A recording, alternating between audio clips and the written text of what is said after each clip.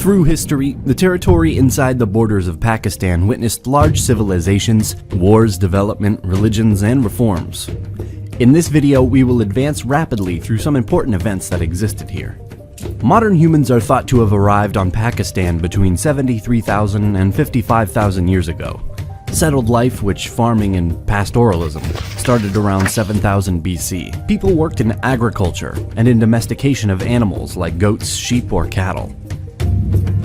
By 4500 BC, settled life had become more widespread, and in time evolved into the Indus Valley Civilization, one of the earliest civilizations. Indus Valley Civilization, as well as ancient Egypt or Mesopotamia, was noted for developing new techniques in handicraft, metallurgy, development.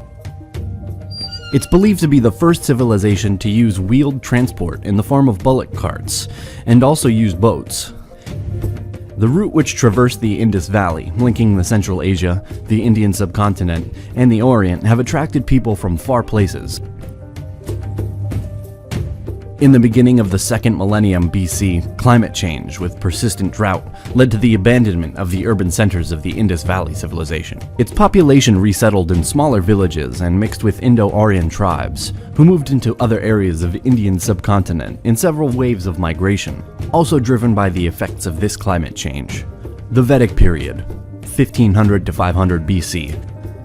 As Indo-Aryans migrated and settled into the Indus Valley, along with them came their distinctive religious traditions and practices which fused with local culture. The initial early Vedic culture was a tribal, pastoral society centered in the Indus Valley, of what is today Pakistan.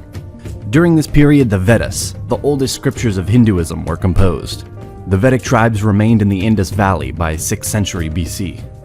These tribes fought against one another and were vulnerable against possible outsiders or invasions. King Darius I of the Achaemenid Empire took advantage of the opportunity and planned for an invasion. The Indus Valley was a major objective for the Persian Empire, and other earlier incursions and campaigns existed in the Indus River. In 518 BC, Darius led his army through the Khyber Pass, eventually reaching the Arabian Sea coast in Sindh by 516 BC. Under Persian rule, a system of centralized administration with a bureaucratic system was introduced into the Indus Valley for the first time. Provinces or satrapy were established with provincial capitals. Also, there is no archaeological evidence of Achaemenid control over these regions, as not a single archaeological site that can be positively identified with the Achaemenid Empire has been found anywhere in Pakistan. We know about the easternmost satraps, and the borderlands of the Achaemenid Empire is set in Darius inscriptions and from Greek sources. In 328 BC, Alexander the Great, at that time king of Macedonia, king of Persia, and pharaoh of Egypt, had conquered much of the former satraps in the Achaemenid Empire up to Bactria. When Alexander died in 323 BCE, he left behind an expansive empire stretching from Greece to the Indus River. The empire was put under the authority of Perdiccas, and the territories were divided among Alexander's generals.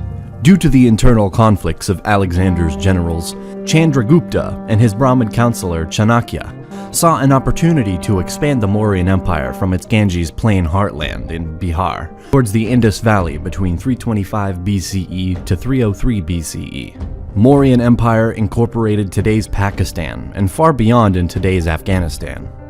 It collapsed around 180 BC, and the Shunga Empire started to exist, but not near the Indus Valley. Here in Alexander's campaigns, many Greeks established in this part of the empire, creating communities and influencing the region with their culture. The Indo-Greek kingdom expanded beyond the Hindu Kush. Their territories covered Panjshir and Kapisa in modern Afghanistan and extended to the Punjab region, with many tributaries to the south and east. The Greek and Indian languages, culture, traditions mixed, creating a very interesting period for this land. Sakas migrated from southern Central Asia into Pakistan from the middle of the 2nd century BC to the 1st century BC. They replaced the Indo-Greeks. Indo-Parthian and Kushan empires ruled the lands here in the 1st centuries AD. By the end of the 3rd century, the Sassanid Shah Shapur I had incorporated the Indo-Iranian borderlands into the Sassanid realm. The Gupta Empire was an ancient Indian empire existing approximately from 320 to 600 and covered much of northern South Asia, including some parts of modern Pakistan, having its border with the Sassanid Empire in the Indus Valley across Indus River. This period is very important. Great accomplishments and great cultural developments took place during the reigns of important leaders. As an example, we can give the literary epics such as Mahabharata and Ramayana. This structure collapsed due to internal and external factors, like loss of territories, invasions, and instability. The Indo-Hephthalites were a nomadic confederation in Central Asia during the late Antiquity period. They were defeated by an alliance of Indian rulers. Brahmin dynasty existed in the region of Sindh between 632 and around 724. In this territory, here were many other small states in the next centuries. Another important period of this land is expansion of the Arab caliphates. A large expansion happened in the 7th century. After conquering the Middle East and the Sassanid Empire, Arab forces had reached the Indus Valley. Muhammad bin Qasim conquered most of the Indus region for the Umayyad Empire.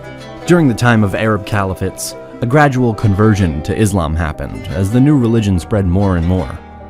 Also, Arabic and Persian languages spread and influenced the region. Ghaznavid Empire and then Ghurid Empire ruled for centuries over the Indus Valley and beyond. By doing so, the new culture and religion was embraced by more and more people, becoming dominant in time. The Delhi Empire was a sultanate based in Delhi that stretched over large parts of India, ruling over the largest rivers here and also deep in India's territory. This sultanate was ruled by 5 dynasties: Mamluk, Khalji, Tughlaq, Sayyid, and Lodi.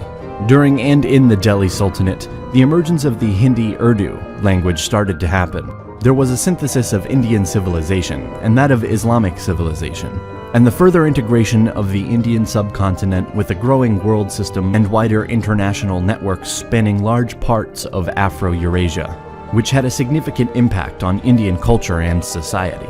Mongols attacked the region between the 13th and 14th centuries. Timur invaded the Punjab region and sacked cities at the end of the 14th century. The first Battle of Panipat was fought between the invading forces of Babur and the Lodi kingdom. It took place in North India and marked the beginning of the Mughal Empire and the end of the Delhi Sultanate. This was one of the earliest battles involving gunpowder, firearms, and field artillery in the Indian subcontinent, which were induced by Mughals in this battle. The early modern period started with the Mughal Empire. Mughal rule was briefly interrupted by the Sur Empire. The religion of Sikhism originated during this era in the Punjab province of Pakistan. Mughal rule was the time of economic development, prosperity, and peace for Pakistan, which remained nearly 2 centuries and also the golden age of the region. They were responsible for spreading Urdu and built many masjids, mausoleums, madrasas, and forts in Pakistan. The period was marked by economic activity, excellence in painting, and magnificent architecture. The Mughal dynasty greatly influenced the art, architecture, culture of today's Pakistan. During the decline of Mughal in the late 18th and early 19th century, the other dynasties invaded and then controlled the region. Over these lands ruled the Durrani Empire, the Marathas, and the Sikh Empire. Most of the territory of modern Pakistan was occupied by the East India Company of the British Empire. A series of conflicts followed in the region, in which the British fought local rulers, Sikhs and Afghans.